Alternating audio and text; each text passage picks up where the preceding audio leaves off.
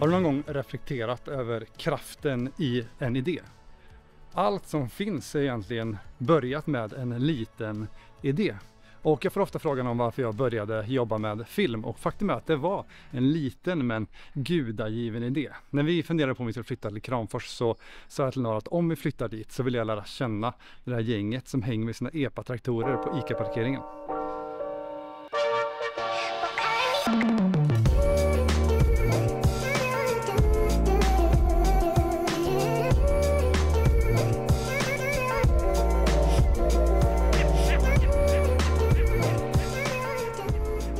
Och vi flyttade till Kramfors och jag kom ihåg att jag hade lovat mig själv att jag skulle gå till den här parkeringen för att lära känna de här ungdomarna.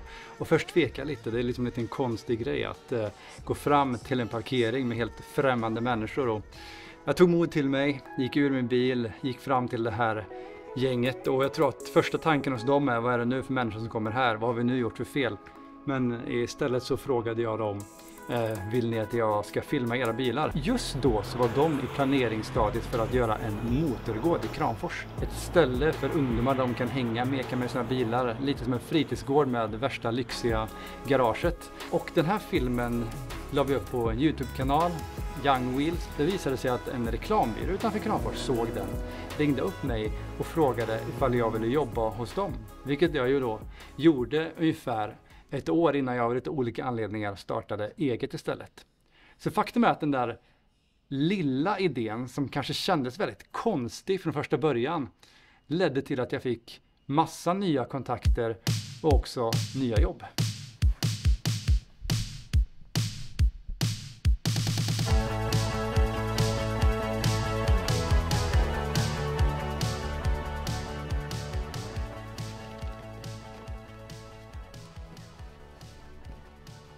Faktum är att den där lite konstiga idén har gjort att jag faktiskt sitter här idag på Münchens flygplats. Och jag hoppas att den här videon kan inspirera dig. Jag har just varit och fått filma världsmästerskapen i karting, träffat världsmästare. Viktor Gustafsson, regerande världsmästare, kom 2:a i år. Och det är så fantastiskt. Jag tänker bara, hur hamnade jag här med Svenska Bilsportförbundet och landslaget? Ja, men allt började med den där lilla idén. Jag hoppas att den här videon kan inspirera dig till att gå på den där lilla idén du har. Använd den talang du har och börja där du är. Eller så kanske du till och med ska våga fråga Gud om hjälp. Vad ska jag göra? Vad är min talang? Det var nyckeln för mig.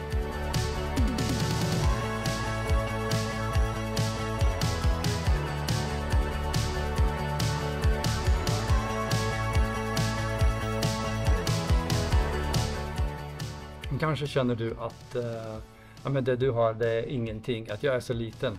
Då finns det ett afrikanskt ordspråk som säger att om du tycker att du är för liten för att göra skillnad, då har du aldrig sovit en natt med en mygga. Och jag kan bara skriva under på den. Liksom, en liten mygga kan störa så otroligt mycket.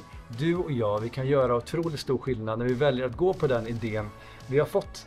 Jag tänker så här: det stora, det börjar i det lilla.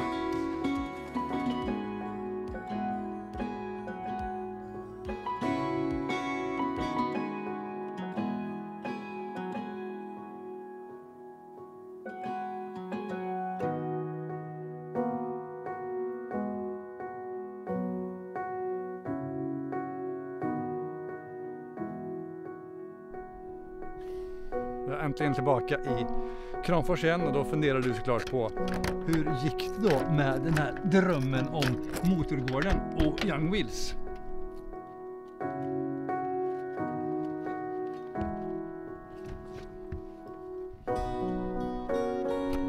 Jo, efter mycket hårt arbete, många timmar, så blev motorgården en verklighet. Från en idé till verklighet. Från de som man skriver och klagar på i tidningen till de som får köra tomten till torget. Från de som man kanske inte är så nöjd med till att bli de som omnämns som en av de bästa grejerna som hänt i Kramfors, i Kramforsbladet. Så att din idé, den räknas. Vad drömmer du om? Vad vill du göra? Börja där. Börja med det du har. Jag hoppas att den här videon har inspirerat dig till att fortsätta och våga gå på den idé och den dröm som du har. Yes, ha det gött hörni. Vi ses snart igen. Tack för att du kollat. Hej!